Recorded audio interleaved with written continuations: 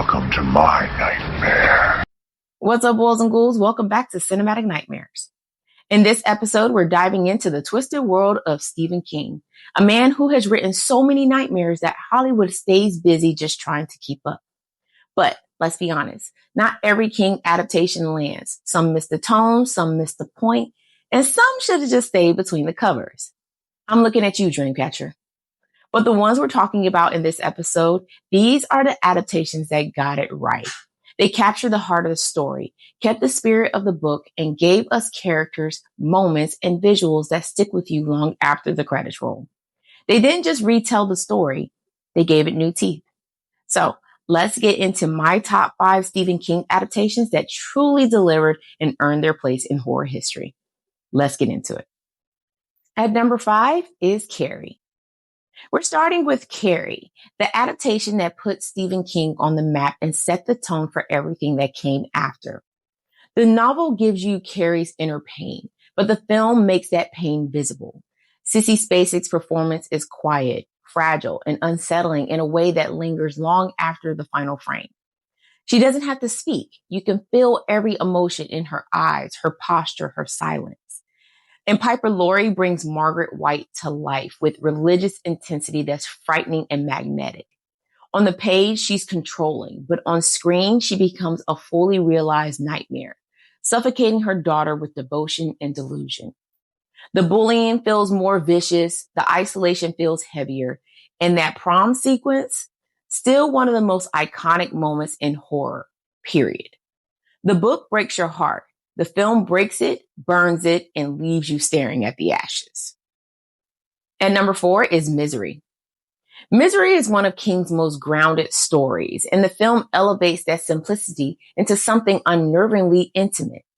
Kathy Bates didn't just play Annie Wilkes. She defined her. Annie's sweetness, her unpredictability, her simmering rage, it all comes through with precision that chills you. Watching her switch moods is far more terrifying on screen than anything the book alone could convey. James Caan anchors the film with a quiet desperation that builds with every scene. The more powerless he becomes, the more uneasy you feel. Every failed escape, every whispered plea, every moment of realization lands harder when you can see his fear. And the hobbling scene? Yeah. The book is brutal. The movie is unforgettable.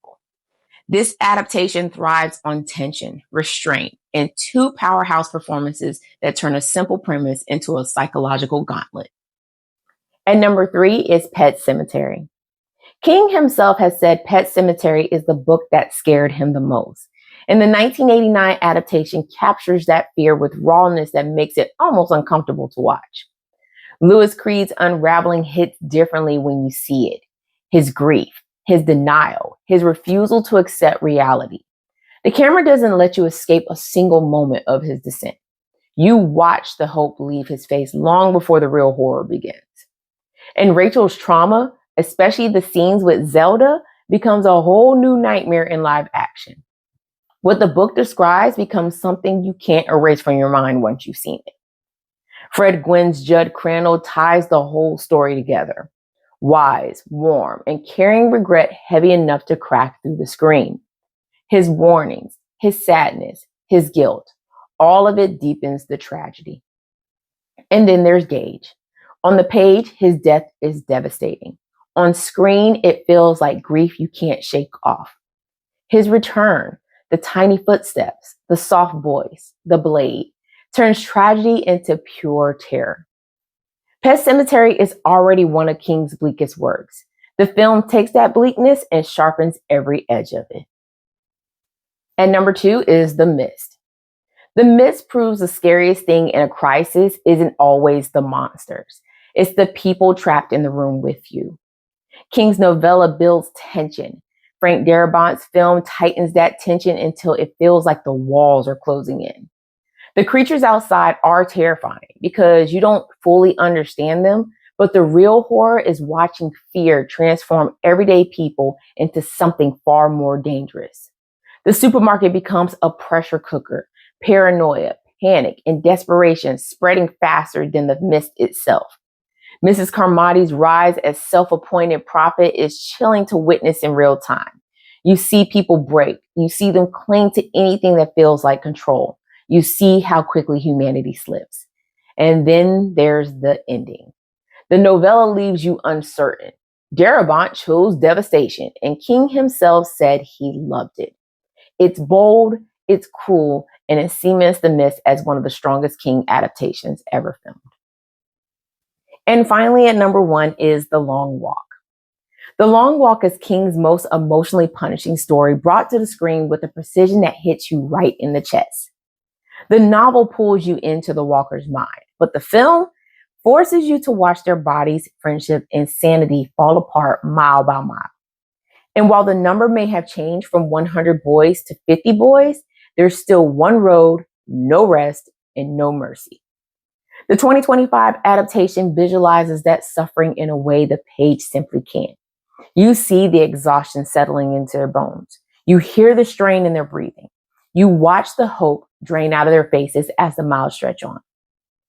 The friendships feel real. The betrayals feel personal. And the dread builds slowly until there's no escape from it.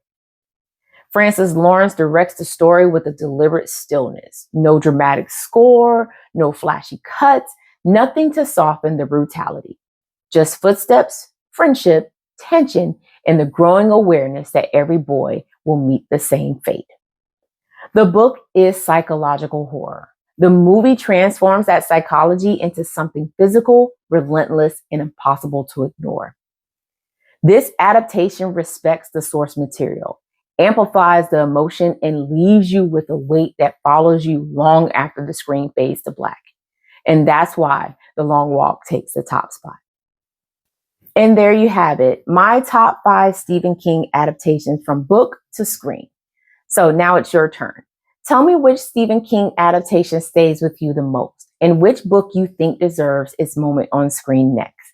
And if you read the novels, let me know which version stayed with you more, the book or the movie. Also, make sure you like, subscribe, and hit that little notification bell so you don't miss another single nightmare. And until next time, boils and ghouls.